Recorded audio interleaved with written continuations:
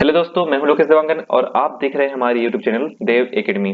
दोस्तों, आज हम रियल एनालिसिस का बहुत ही इंपॉर्टेंट टॉपिक पढ़ने वाले हैं जिसमें हम देखेंगे रीमान इंटीग्रल। ये हमारा रियल एनालिसिस बहुत इंपॉर्टेंट टॉपिक है। आज हम एनालिसिस की बुक का यूनिट नंबर 2 का लेक्चर नंबर 1 देखने वाले हैं जिसमें हमारा टॉपिक रहेगा रीमान इंटीग्रल, रीमान समाकल। तो चलिए फ्रेंड, आज की वीडियो स्टार्ट करते हैं। देखिए, तो आज हम रीमान इंटीग्रल पढ़ने से पहले सबसे पहले देखेंगे पार्टीशन क्या होता है। और पार्टीशन को देखने से पहले हमें जानना होगा कि इंटरवल क्या होते हैं। इंटरवल आप सभी ने पढ़ा होगा, लेकिन इसका थोड़ा बहुत और देख लेते हैं। ठीक है, तो इंटरवल क्या होता है इसको पहले देख लेते हैं, फिर आगे बढ़ेंगे। देखिए, इंटरवल क्या होता है।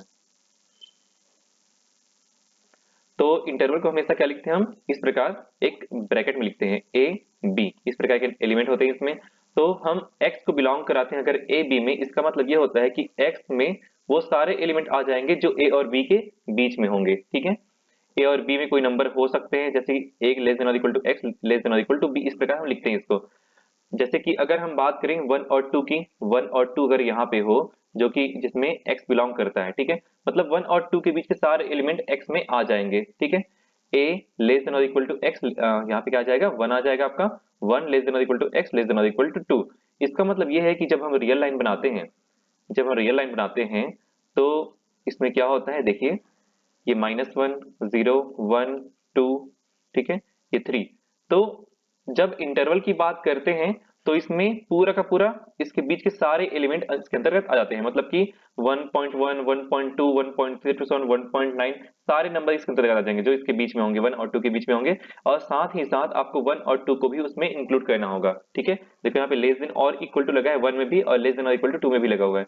क्लोज्ड इंटरवल में यही होता है, इसको हम बोलते हैं क्लोज्ड इंटरवल। ठीक है, ये कहलाता है क्लोज्ड इंटरवल। ठीक है, इसके अलावा अगर ओपन इंटरवल की बात करें तो क्या होता है इसमें 1 और 2 अगर कहीं पे लिखा हुआ है, इसका मतलब ये है कि इसमें ना 1 इंक्लूड होगा और ना ही 2 इंक्लूड होगा। ठीक है, इसको बोलते हैं हम open interval. Open interval, interval. ठीक है, आप इसमें कभी भी कोई भी इंटरवल जब आप बनाते हो तो उसके अंदर अनकाउंटेबल नंबर ऑफ एलिमेंट होते हैं, क्योंकि इसके बीच में आप देख सकते हैं चाहे वो कोई भी इंटरवल हो, हर एक इंटरवल के लिए अनकाउंटेबल नंबर ऑफ एलिमेंट होते ही हैं उसमें। जैसे कि यहाँ पे आप देख सकते हैं कि यहाँ पे जब हम बना रहे हैं तो यहाँ पे 1.1 भी आएगा, 1.2 भी आएगा, उसके बाद 1.11 भी आएगा, 1.112 भी आएगा, 1.113 भी आएगा। इसके अलावा आप जितना नंबर चाहो इसके बीच में रख सकते हो। तो जब भी आप इंटरवल लेते हो, चाहे कितना भी छोटा इंटरवल क्यों ना हो, अगर यहाँ पे 1.1 और 1.2 भी लिखा हो इसके इंटरवल में, तो हम इसके लिए बना सकते हैं कि हमारे पास कोई रियल लाइन है, इसमें 1.1 1.2 1 और ये 1 है। ठीक है, 1.0 मतलब कि 1 हो गया ये, और ये 1.3, इसी प्रकार आगे भी यहाँ पे क्या आ जाएगा, 1.9 और 2 आ जाएगा। ठीक है, तो 1.1 से लेकर के 1.2 के बीच में भी अगर लेते हैं वैल्यू, तो इसके बीच में बहुत सारे एलिमेंट आ जाएंगे, जैसे 1.11 1.12 1.13 1.111 1.112 1.113, मतलब बहुत सारे एलिमेंट इसके अंतर्गत आ जाएंगे। आप चाहें तो इसमें भी अनकाउंटेबल नंबर ऑफ एलिमेंट निकाल सकते हैं। तो हमेशा ध्यान रखना, किसी भी इंटरवल के बीच में अगर इंटरवल के दोनों एलिमेंट सेम ना हो तो उसमें अनकाउंटेबल नंबर ऑफ एलिमेंट होते हैं। कि अगर यहाँ पे 1 और 2 लिखा हुआ है तो इसमें अनकाउंटेबल नंबर ऑफ एलिमेंट आ जाएंगे। अगर यही दोनों इंटरवल इंटरवल के दोनों एलिमेंट अगर सेम सेम है, ए और ए लिखा है, इसका मतलब ये होता है कि इसमें केवल केवल एक ही एलिमेंट है और वो एलिमेंट ए है। ठीक है, इसको हम बोलते हैं सिंगलटन सेट। और इंटरवल को भी हम सिंगलटन सेट। ठीक है, अब यहाँ पे इसको मिटा देते हैं। देखिए, इंटरवल को भी हम एक प्रकार का सेट बोलते हैं जिसमें अनकाउंटेबल नंबर ऑफ एलिमेंट आते हैं। ठीक है, और इसके अलावा यह हो गया हमारा इंटरवल। अब यहाँ पे हम इसको बोल दिया गया क्लोज्ड इंटरवल जिसमें बड़ा ब्रैकेट लगा होता है, और जो छोटा ब्रैकेट लगा होता है उसको बोलते हैं ओपन इंटरवल। अगर यही एक साइड बड़ा ब्रैकेट दूसरी साइड छोटा ब्रैकेट लगा हो उसको हम बोलते हैं क्लोपन। ठीक है, क्लोपन सेट बोलते हैं, क्लोपन या क्लोपन इंटरवल बोल सकते हैं इसको। क्लोपन क्लोज्ड एंड ओपन दोनों होता है, या फिर इसी को हम बोलते हैं सेमी ओपन। ठीक है, सेमी ओपन बोल सकते हैं इसी को, या इसी को हम बोल सकते हैं सेमी क्लोज्ड इंटरवल। ठीक है, सेमी क्लोज्ड। तो यहाँ पे हम अलग अलग नाम से इसको बोल सकते हैं, क्योंकि एक साइड ओपन दूसरे साइड क्लोज्ड हो तो क्या होता है इसमें 1 लेस देन और equal to x less than और लेस देन 2 हो जाएगा, क्योंकि इसमें 2 को इंक्लूड नहीं करना है। ओपन में क्या होता है कि हम ओपन इंटरवल में हम 1 और 2 को इंक्लूड नहीं करते हैं, उसमें 1 और 2 नहीं आएगा, उसके बीच के सारे एलिमेंट आ जाएंगे, उसमें पूरे के पूरे 1.00001 आ जाएगा, 1.99999 भी आ जाएगा, लेकिन 2 नहीं आएगा ना 1 आएगा। 1 और 2 को उसमें इंक्लूड नहीं करेंगे, उसके बीच के सारे एलिमेंट उसके अंतर्गत आ जाएंगे। तो फ्रेंड्स ये जो है इंटरवल का कॉन्सेप्ट सिर्फ इतना ही था। इसमें ऐसा भी लिख सकते हैं कि x बिलोंग करता है, अगर ओपन एक साइड से ओपन हो दूसरी साइड से क्लोज हो, इसको क्लोज्ड ओपन मतलब ओपन बोलते हैं, या फिर इसी को हम बोल सकते हैं सेमी ओपन या सेमी क्लोज्ड। ठीक है, x लेस देन और इक्वल टू 2। आई थिंक आप क्लियर हो गया होगा इंटरवल का कॉन्सेप्ट। तो चलिए हमारे टॉपिक पे आते हैं। तो सबसे पहले हम देखते हैं पार्टीशन क्या होता है। किसी भी रीमान इंटीग्रल को स्टार्ट करने से पहले हमें जानना होगा कि पार्टीशन क्या होता है। तो पार्टीशन क्या होता है देख लेते हैं कि यदि हमारे पास में कोई इंटरवल है, ठीक है, ये एक क्लोज्ड इंटरवल है और ए और बी दोनों साइड लिखा हुआ है, मतलब कि वो बाउंडेड है। ठीक है, ए और बी बाउंडेड है, तो हम यहाँ पे इसको बोलेंगे क्लोज्ड बाउंडेड इंटरवल, संवृत्त परिबद्ध अंतराल। ठीक है, I equal to closed bracket of A B. तब और इसमें ए बी इंक्लूडेड है। ठीक है, अगर क्लोज्ड इंटरवल लगा हुआ है मतलब ए बी उसमें इंक्लूडेड है। अगर x belongs to A B की बात करेंगे तो क्या हो जाएगा, x less than a less than और equal to x less than और इक्वल टू b हो जाएगी, जिसमें और b भी इंक्लूड होंगे और उसके बीच के सारे एलिमेंट भी उसमें इंक्लूड होंगे। ठीक है, तब I का विभाजन, अब इसी इंटरवल का हम विभाजन करेंगे। ठीक है, ए बी अगर यही 0 to 1 लिखा होता, 0 1 लिखा होता, तब हम उसका विभाजन कहते हैं, वैसे यहाँ पर हम इसका विभाजन कर रहे हैं। तब I का विभाजन अ पार्टीशन ऑफ I में बिंदुओं का एक परिमित क्रमित समुच्चय होता है। I में बिंदुओं का परिमित क्रमित समुच्चय होता है, मतलब कि अगर 0 और 1 के बीच में हम अगर इसको कुछ कुछ पार्ट में डिवाइड करते हैं, जो पॉइंट हम मिलेंगे जिस पॉइंट से हम डिवाइड करेंगे वही हमारे पार्टीशन में आ जाएंगे। जैसे कि आप यहाँ पे देख सकते हैं, रियल लाइन ले लिया हमने, ये हो गया -1 0 1 और ये 2। तो 0 और 1 के बीच में हमें लेना है। ठीक है, तो हम यहाँ पे ले सकते हैं 1 0 ले सकते हैं, फिर 0.1 0.2 0.3 0.4, या फिर इसको डिवाइड के फॉर्म में ले लो, क्या हो जाएगा 1/4, फिर 1/2 3/4 एंड 1। इसको कैसे डिवाइड कर दिया अलग अलग पार्ट में, इसको हम पार्टीशन कर दिए, जिसमें कैसे एलिमेंट हो गए 0 और 1 था हमारे पास इंटरवल, तो उसके पार्टीशन में कौन कौन से एलिमेंट आ जाएंगे 0, फिर 1/2 1/4, फिर 1/2 3/4 और 1। ठीक है, ये हमारा पार्टीशन हो गया। हमने इसको कैसे पार्टीशन अलग अलग पार्ट में कैसे डिवाइड किया, आप यहाँ पे थोड़ा इसको बड़ा कर देते हैं। देखिए जैसे ये हो गया 0 और ये हो गया 1 0 1, 1/2 बीच में आ जाएगा 1/2, 1/4 यहाँ पे आ जाएगा 0.25 और 0.35 मतलब कि 3/4 यहाँ पे आ जाएगा। ये हमारा हो गया पार्टीशन।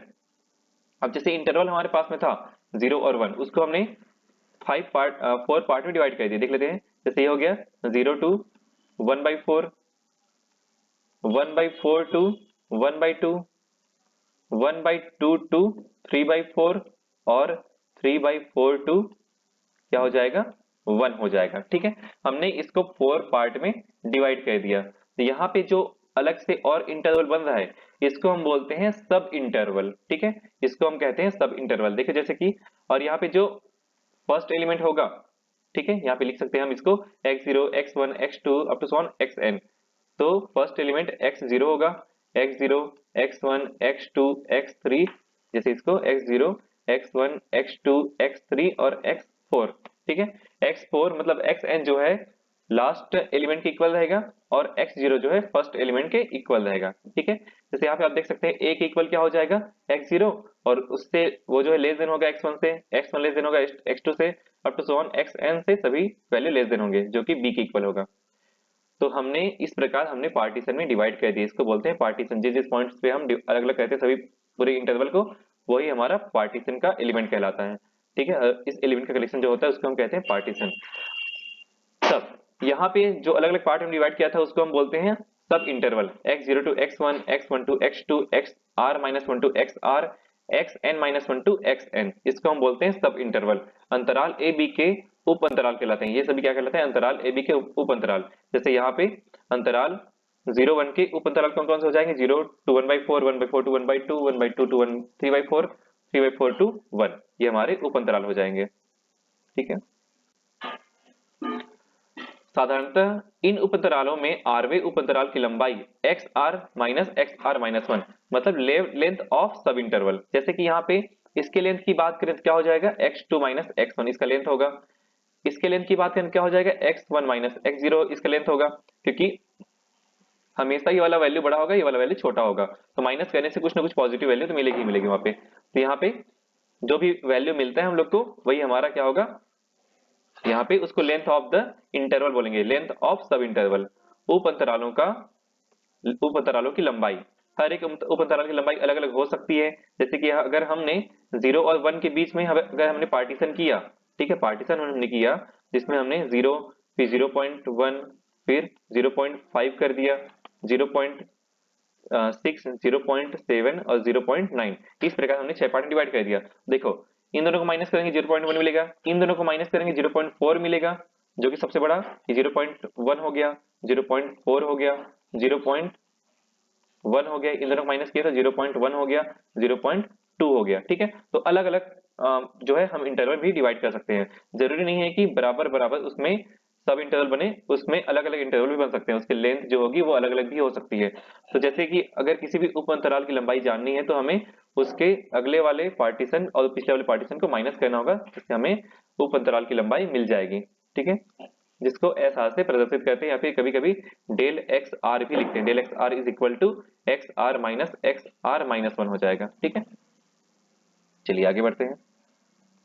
ये हो गया हमारा पार्टीशन, सब इंटरवल और लेंथ ऑफ द इंटरवल, सब इंटरवल। ठीक है, अब इसके बाद में विभाजन का मानक या जलाभी किसके बोलते हैं, या नॉर्म और मेस ऑफ पार्टीशन किसको बोलते हैं। तो देखिए इसकी परिभाषा, अंतराल ए बी के विभाजन पी, तो पी हमने विभाजन जो मान लिया वो क्या हो गया हमारे पास में x0 x1 up to so on xn का मानक या जलाभी, इसको बोलते हैं नॉर्म और मेश, मानक या जलाभी उस उप अंतराल की लंबाई है जो इस विभाजन के समस्त उप अंतरालों से बड़ा है। मतलब कि जैसे हमने अभी किया था इसके पहले कि पार्टीशन हमारे पास में था, इंटरवल क्या है हमारे पास में 0 और 1 है, पार्टीशन क्या था हमारे पास में 0.1 0.2 0.5 0.6 0.7 और 0.9। अब सभी का हम डिफरेंस निकाल लेते हैं। ये हो गया x1 x0 x1 x2 x3 x4 x5। तो सबसे पहले x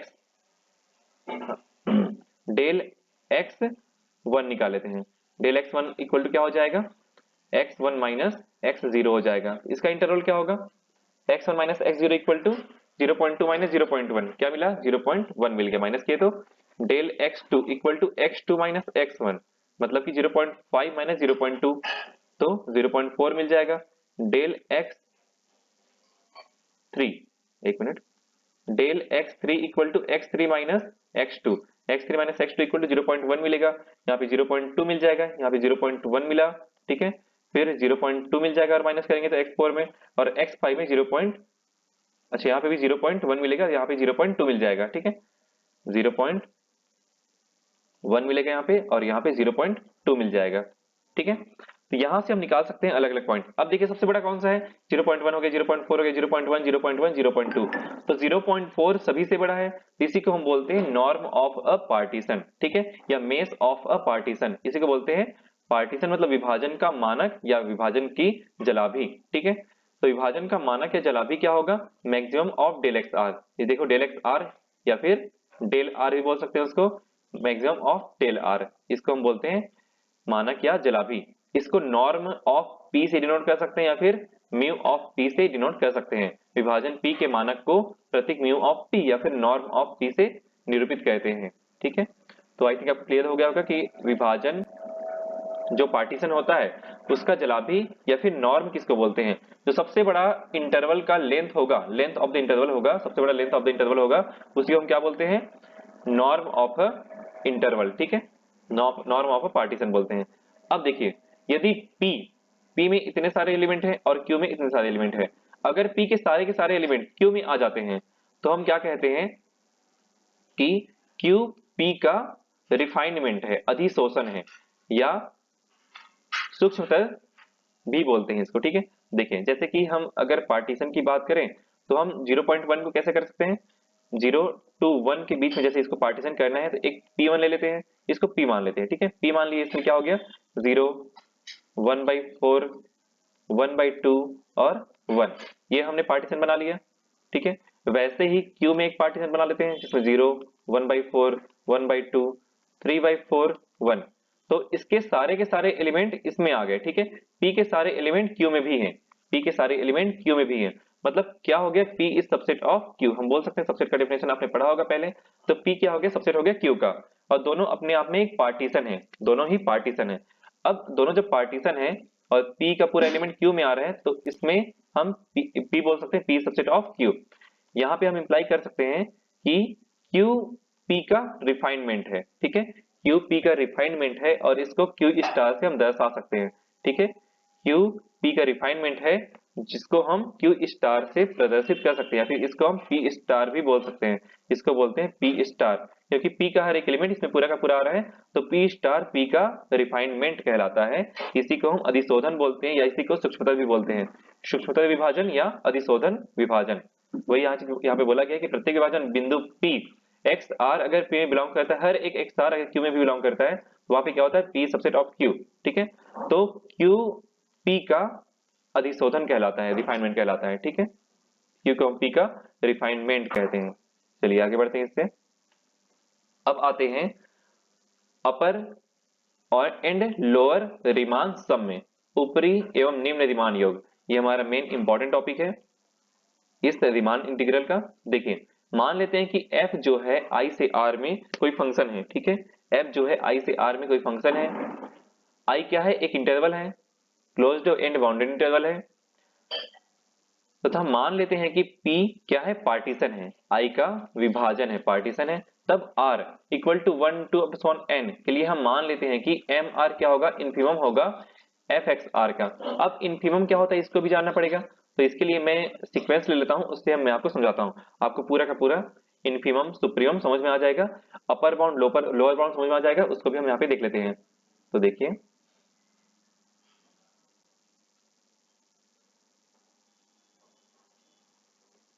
सबसे पहले देखते हैं अपर बाउंड क्या होता है, ठीक है। अपर बाउंड, उसके बाद ही हम पहुंचेंगे सुप्रीमम इन्फिमम में। तो अपर बाउंड क्या होता है, हम जैसे कोई सीक्वेंस लेते हैं, जैसे हमने ले लिया S N equal to 1/n, तो इसका जब सीक्वेंस बनाएंगे कैसे बनेगा, यहाँ पे 1 आ जाएगा, फिर 1/2, 1/3, 1/4 up to so on. Sequence में आपने ये सब चीज पढ़ा होगा, तो इस प्रकार से एक सीक्वेंस बन जाएगा। और अब ये सीक्वेंस जो है कहां से कहां तक है, ये 0 और 1 के बीच में होगा हमेशा, ठीक है। इसका कोई भी एलिमेंट 1 से बड़ा नहीं होगा और कोई भी एलिमेंट 0 से छोटा नहीं होगा, ठीक है। तो हम ये देख सकते हैं कि 1 से छोटा कोई भी एलिमेंट नहीं है, ठीक है। और एक और हम लोग डिफाइन करेंगे, लोअर बाउंड, ठीक है। तो इसके जितने भी एलिमेंट इससे बड़े होंगे, ठीक है, इसके जितने भी एलिमेंट इस सेट के हर एक एलिमेंट से बड़े होंगे, उसको हम बोलते हैं upper bound. Set of upper bound भी बोल सकते हैं, फिर अपर बाउंड भी बोल सकते हैं। जैसे कि 1 हर एक एलिमेंट से बड़ा है या फिर बराबर है, ठीक है। बड़ा या बराबर होना चाहिए, जिसका डेफिनेशन ये होता है कि m capital M is greater than और इक्वल टू एस एन। तो इस m को बोलते हैं हम अपर बाउंड, ठीक है, अपर बाउंड। कैसे बोलेंगे, इस m या फिर इसका जो सेट बनेगा उसको हम बोलते हैं अपर बाउंड, ठीक है। जैसे यहाँ पे देख सकते हैं कि 1 से बड़ा, इसको हम रियल लाइन में प्रदर्शित कर देते हैं, जैसे कि ये हो जाएगा 1, ये 2, -1, 0, 1, 2। यहाँ पे देख सकते हैं ये 1 हो गया, फिर 1/2 यहाँ पे आ जाएगा, 1/3 यहाँ पे आ जाएगा, 1/4, 1/5, 1/6 अप टू सो ऑन। सब धीरे धीरे 0 की ओर जा रहे हैं, लेकिन कोई भी एलिमेंट 1 से बड़ा नहीं है। तो यहाँ पे 1 से लेकर के इनफाइनाइट तक क्या, हर एक एलिमेंट को हम बोलते हैं अपर बाउंड। 1 से लेकर के इनफाइनाइट तक के हर एक एलिमेंट को बोलते हैं अपर बाउंड। ध्यान दीजिएगा, 1 भी अपर बाउंड होगा, 2 भी अपर बाउंड होगा, 1.5 भी अपर बाउंड होगा, 1.2 भी अपर बाउंड होगा, 1.7 भी अपर बाउंड होगा, 3 भी अपर बाउंड होगा, 4 भी अपर बाउंड होगा, और up to so on up to infinite भी अपर बाउंड होगा, क्योंकि इसके हर एक एलिमेंट से ये सारे एलिमेंट बड़े हैं। 1 भी बड़ा है और बराबर है, ठीक है, 2 भी बड़ा है, 3 भी बड़ा है, 4 भी बड़ा है। तो इसके हर एक एलिमेंट से जो भी एलिमेंट बड़ा होगा उसको हम बोलते हैं अपर बाउंड, ठीक है। तो हमारे पास कलेक्शन हो गया अपर बाउंड का कलेक्शन, 1 से लेकर के इनफाइनाइट तक का। इनफाइनाइट में हमेशा ओपन इंटरवल लगता है, क्योंकि इनफाइनाइट तक हम पहुंच नहीं सकते, इसलिए हम उसको ओपन इंटरवल लगाते हैं, क्योंकि उसमें उसको किसी भी सेट में इंक्लूड नहीं कर सकते, ठीक है। तो 1 से लेकर के इनफाइनाइट तक के हर एक एलिमेंट को हम लेते हैं अपर बाउंड में, और इसमें जो सबसे छोटा अपर बाउंड होता है, ये तो पूरा अपर बाउंड हो गया, 1 से लेकर के इनफाइनाइट तक के सारे एलिमेंट क्या हो गए, अपर बाउंड हो गए। इसमें सबसे छोटा अपर बाउंड कौन सा है, 1 है, ठीक है। सबसे छोटा कौन सा है अपर बाउंड, ये पूरे के पूरे अपर बाउंड हो गए, 1 भी हो गया, 2 भी हो गया, 3 भी हो गया, लेकिन सबसे छोटा अपर बाउंड कौन सा है, 1 है। उसी को हम बोलते हैं लीस्ट अपर बाउंड, ठीक है। लीस्ट अपर बाउंड, सबसे छोटा अपर बाउंड को लीस्ट अपर बाउंड बोलते हैं, least upper bound. Least upper bound इसी को LUB या इसी को बोलते हैं सुप्रीमम, ठीक है, सुप्रीमम। इसी लिस्ट अपर बाउंड को बोलते हैं सुप्रीमम।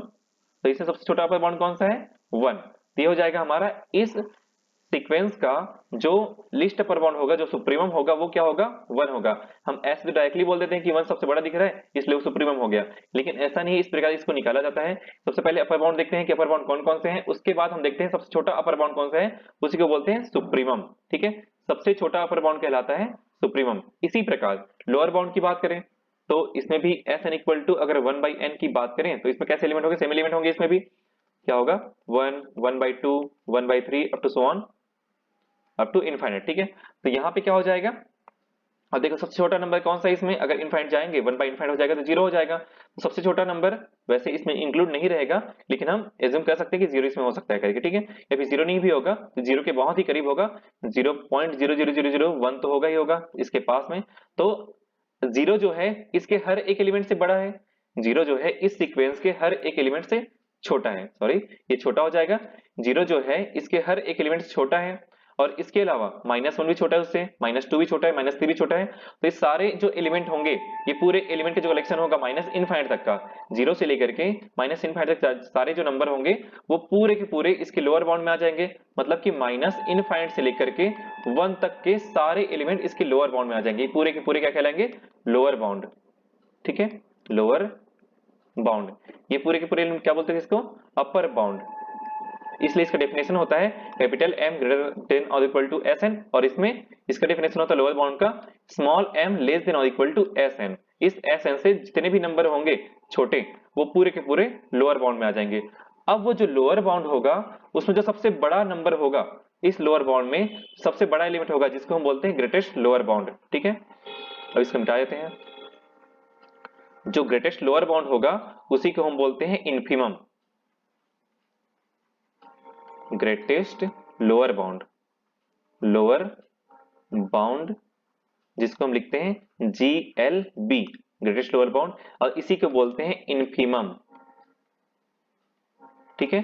तो कितना आ जाएगा, greatest lower bound equal to 1। सबसे बड़ा लोअर बाउंड कौन सा है इसमें, इसमें 0 आना चाहिए, 0 तक जाएगा ना, क्योंकि ठीक है 0 तक आ जाएगा, क्योंकि हम जो रियल लाइन बनाए थे वो अगर 1 कह दिए तो 1 तो किसी एक एलिमेंट से 1/2 से क्या हो जाएगा, बड़ा हो जाएगा, लेकिन हमें छोटा एलिमेंट लेना है इसलिए 0 तक आएगा। 0 से लेस देन जितने भी एलिमेंट होंगे पूरे के पूरे एलिमेंट आ जाएंगे इसमें। तो क्या हो जाएगा, यहाँ पे जो सबसे बड़ा लोअर बाउंड होगा उसको हम बोलते हैं इन्फीमम। तो यहाँ पे क्या हो जाएगा, सबसे बड़ा लोअर बाउंड कौन सा है, 0 है, सबसे बड़ा लोअर बाउंड है इसमें, तो यहाँ पे आ जाएगा 0, ठीक है। यहाँ से upper bound lower bound concept आपको समझ आ गया होगा। तो यहाँ पे इसका डेफिनेशन है m ग्रेटर देन और equal to Sn upper bound का डेफिनेशन है, और m लेस देन और equal to Sn lower bound का डेफिनेशन है। सबसे बड़ा जो अपर बाउंड होगा, सबसे छोटा जो अपर बाउंड होगा उसको हम कहते हैं सुप्रीमम, और सबसे बड़ा जो लोअर बाउंड होगा उसको हम कहते हैं इन्फीमम, ठीक है। इसलिए डायरेक्टली हम इन्फीमम बोल देते हैं 0 करके, लेकिन डायरेक्टली नहीं आता, हम पहले उसको लोअर बाउंड निकालना पड़ता है, फिर हम ग्रेटेस्ट लोअर बाउंड देखते हैं, फिर हम बोलते हैं कि वो एक इन्फीमम वैल्यू है, और सबसे छोटा अपर बाउंड देखते हैं उसको हम बोलते हैं सुप्रीमम, ठीक है। आई थिंक आपको क्लियर हो गया होगा। चलिए आगे बढ़ते हैं फिर। तो दोस्तों अब आते हैं आज के हमारे सबसे इंपॉर्टेंट टॉपिक ऊपरी रीमान योग और निम्न रीमान योग में। Upper Riemann sums and lower Riemann sum क्या होता है देख लेते हैं। तो मान लेते हैं f जो है i से r में एक फलन है, ठीक है। तो i पर एक परिबद्ध फलन है, ठीक है। f जो है i पर एक परिबद्ध फलन है, बाउंडेड फंक्शन है, तथा मान लो p एक पार्टीशन है जो कि x0 x1 xn में पार्टीशन है, ये विभाजन है, ठीक है। i का एक विभाजन है। तब r equal to 1 2 up to so on n के लिए हम मान लेते हैं mr। यहाँ पे हमें एक स्मॉल mr मानना पड़ेगा, उस mr की वैल्यू हम निकालेंगे किसके लिए, LPF के लिए, और यही हमारा लोअर रीमान सम होगा, ठीक है। और UPF की हमारा अपर रीमान सम होगा corresponding to the function and partition P, function f and partition P। तो यहाँ पे mr इक्वल टू क्या हो जाएगा, infimum of f of x such that x belongs to xr -1 to xr। अब यहाँ पे वो सारे फंक्शन आएंगे, या फिर ऐसा कहते हैं कि हम यहाँ पे ग्राफ बना लेते हैं।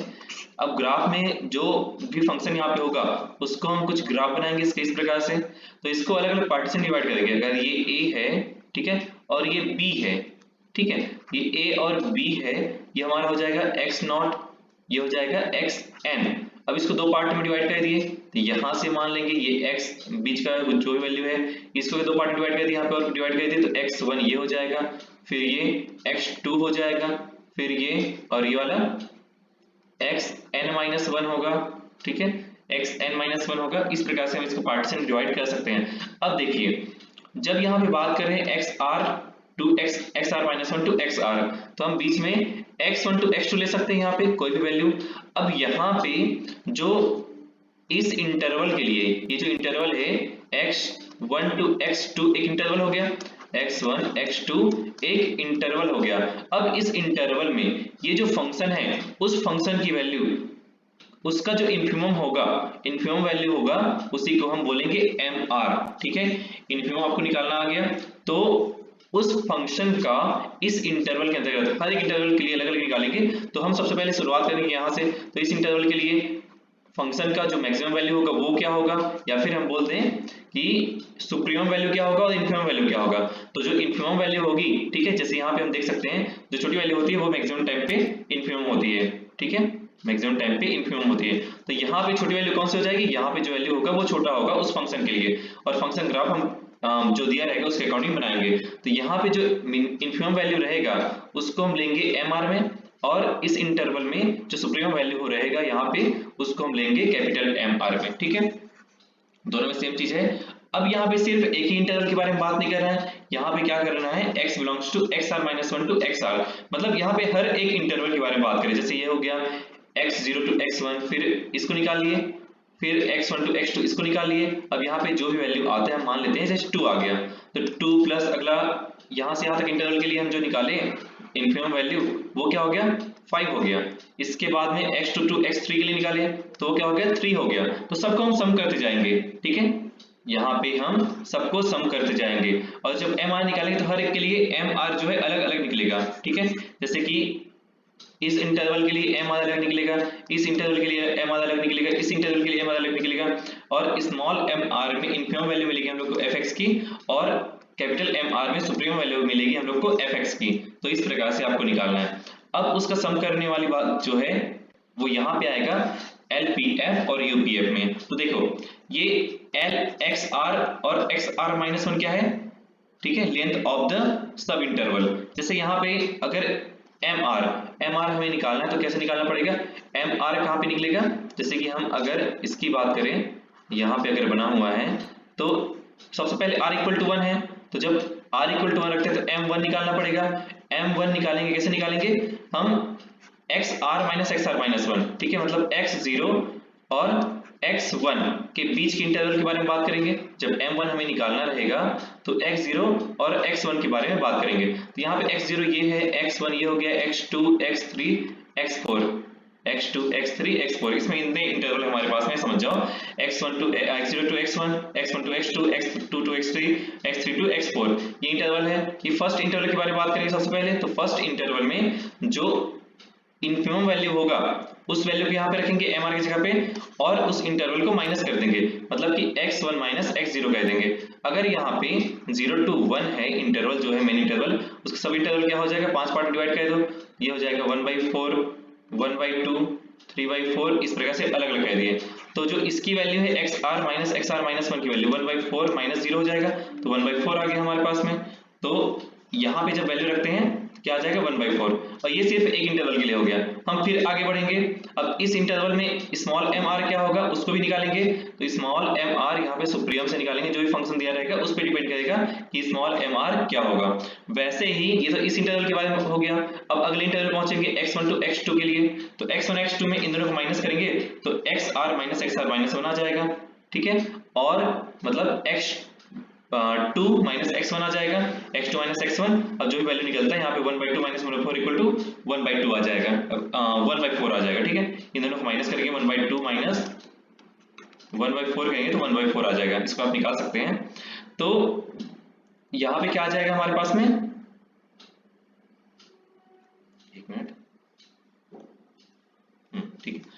तो यहाँ पे क्या निकलता है हमारे पास में, इसका जो xr माइनस xr माइनस 1 है वो 1/4 निकलता है, उसको यहाँ पे रख दीजिए स्मॉल एम आर में। और अब स्मॉल एम आर यहाँ पे क्या निकलता है, अब देखिए यहाँ पे दिख रहा है, यहाँ पे ये नीचे है, आई थिंक यही हमारा स्मॉल एम आर निकलेगा, और ये ऊपर है, यहाँ पे सुप्रीम वैल्यू मिलेगा हम लोग को, मतलब कैपिटल एम आर निकलेगा, जिसको हम यूपीएफ निकालने के लिए यूज करेंगे और स्मॉल एम आर को एलपीएफ निकालने के लिए यूज करेंगे। अब एलपीएफ और यूपीएफ क्या है, यहाँ पे एलपीएफ को हम कहते हैं लोअर रीमान सम, लोअर रीमान सम, और यूपीएफ को अपर रीमान सम, ठीक है, अपर रीमान सम, क्योंकि यहाँ पे हर एक को सम किया गया है। जितना भी इंटरवल हमारे पास रहेगा उसका हम एम आर और एक्सआर माइनस 1 निकालेंगे, तो उसका उस पूरे को सम करेंगे, उसके हम बोलते हैं, ठीक है, एक ये निम्न योग हो जाएगा और ये उच्च योग हो जाएगा, ठीक है। ये उच्च योग होगा, यूपीएफ होगा, क्योंकि ऊपर से योग किया जा रहा है इसमें, और इसमें नीचे से योग किया जा रहा है, ठीक है। अब देखिए इसके बाद में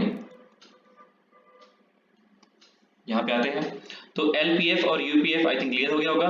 तब एलपीएफ एफ का ए बी पर वियोजन पी के सापेक्ष, ठीक है।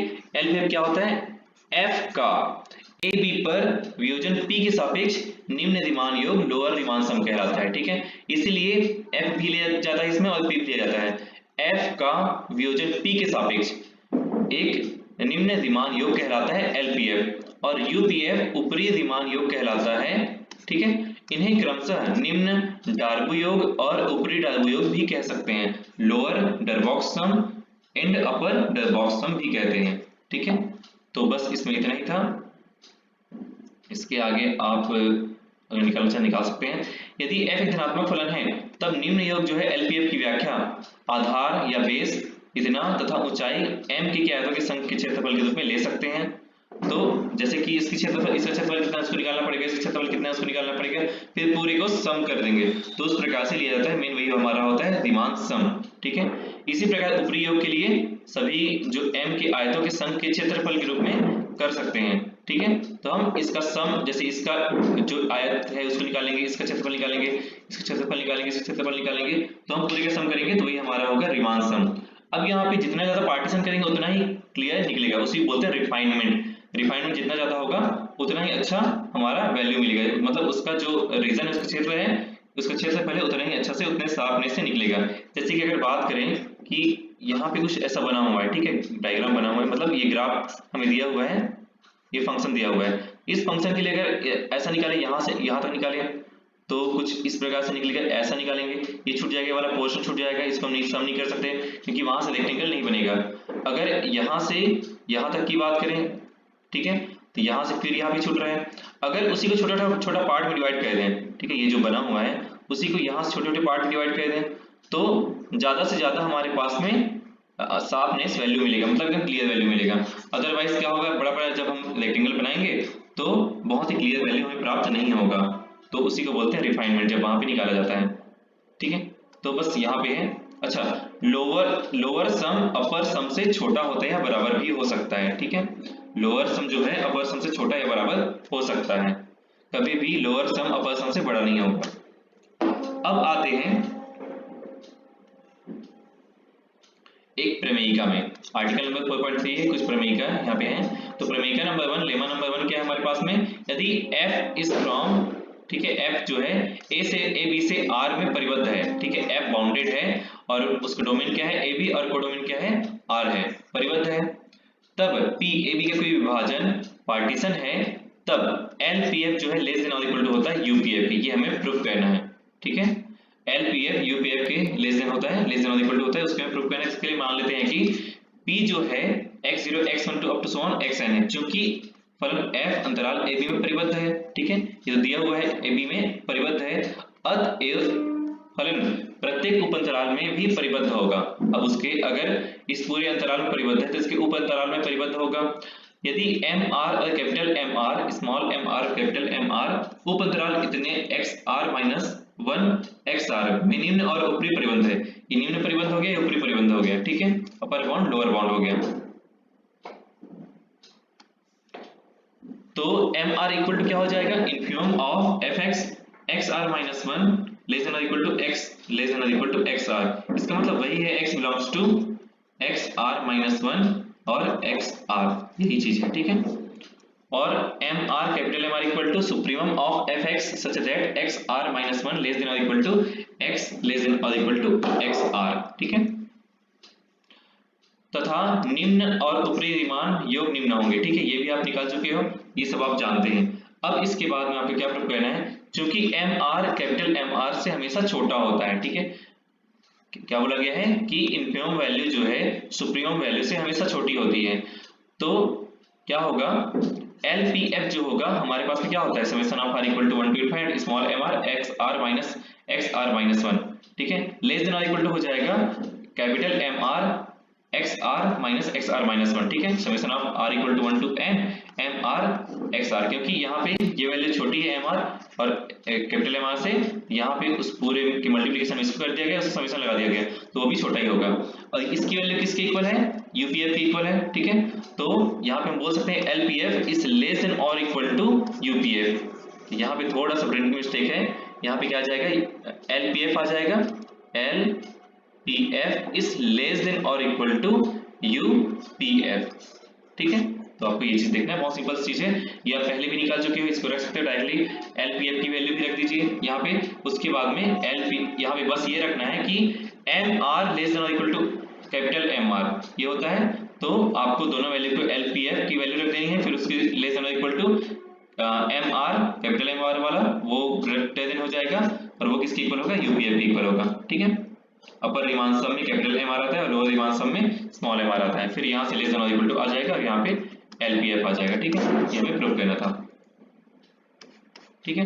देखिए एक और प्रमेय का प्रमेय है, प्रमेय 1, यदि f जो है a से AB से R में परिबद्ध है, ठीक है, परिबद्ध है, तो AB के किसी विभाजन P के लिए LPF और UPF भी परिबद्ध होंगे, ठीक है, जब हम LPF UPF निकालेंगे मतलब पूरे का सम जो निकालेंगे वो भी परिबद्ध होंगे।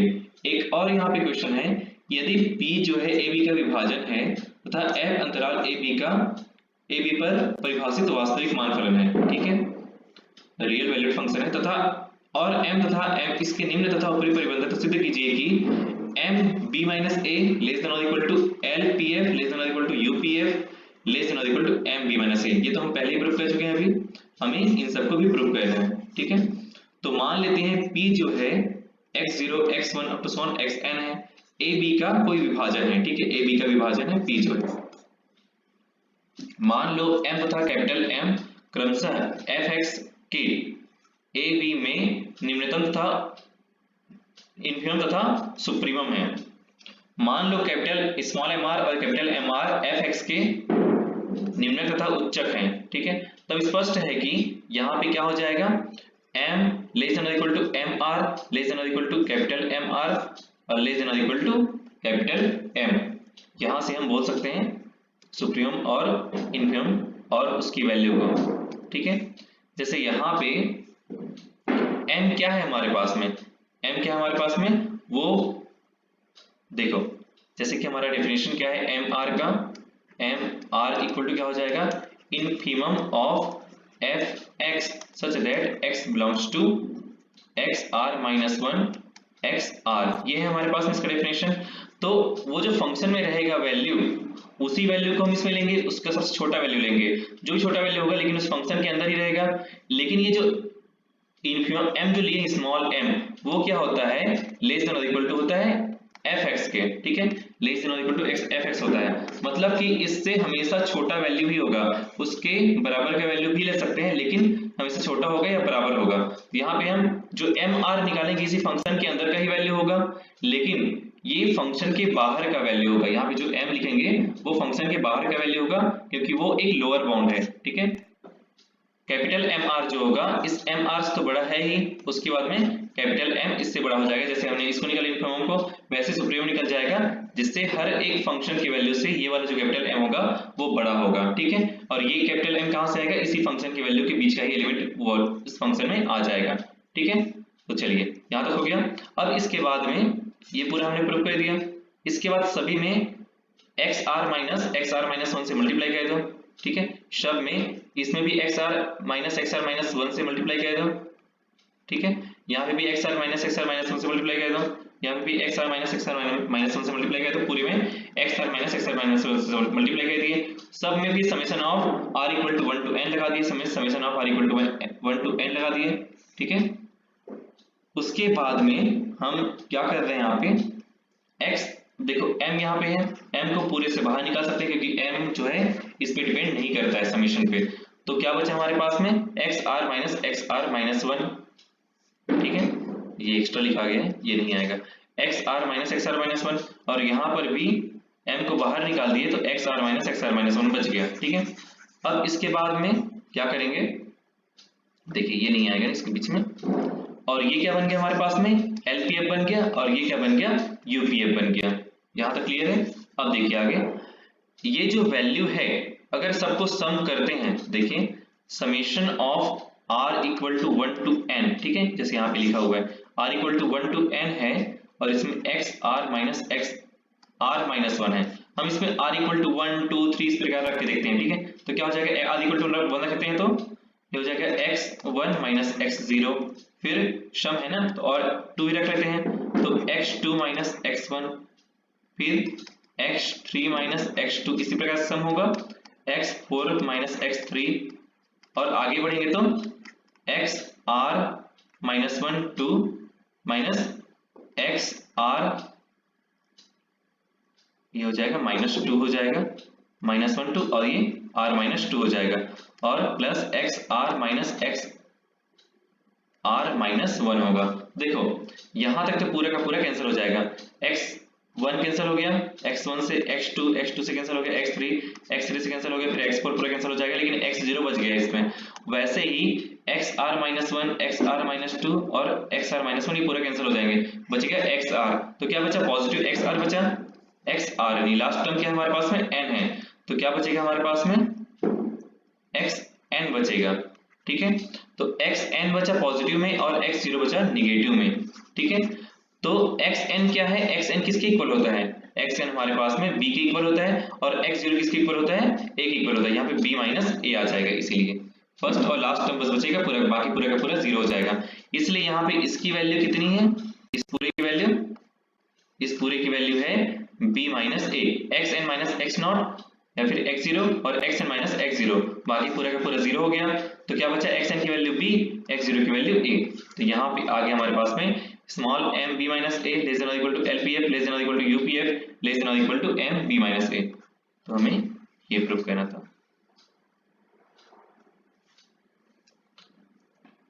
ठीक है, तो आपको बस इतना याद रखना है कि ये वाला जो लाइन है m लेस देन और equal to mr less than और equal to capital mr less than और इक्वल टू कैपिटल m। ठीक है, बाकी तो आप लोग ये स्टेटमेंट तो लिख ही लोगे, और साथ में फिर आप लगा देना है xr माइनस 1 सभी मल्टीप्लाई करना है, और सब में सम लगा देना है। सम लगाने के बाद में ये आपका LPF हो जाएगा, ये आपका UPF हो जाएगा, और ये कैपिटल M बाहर निकल जाएगा, ये आपका हो जाएगा b माइनस a, ये आपका b माइनस a हो जाएगा, स्मॉल m बाहर निकल जाएगा। यहाँ से हम प्रूव कर सकते हैं। फिर तो फ्रेंड्स आज के लिए इतना ही। अगर आपको वीडियो अच्छी लगी हो तो लाइक जरूर कीजिएगा। अगर आप इस चैनल पे नए हैं, चैनल को सब्सक्राइब करना ना भूलें। अगर आपके कोई फ्रेंड दोस्त ऐसे हैं जो इस क्लास में हैं तो आप उनको शेयर कर सकते हैं। तो चलिए फ्रेंड्स, मिलते हैं नेक्स्ट वीडियो पे, तब तक थैंक यू सो मच, जय हिंद।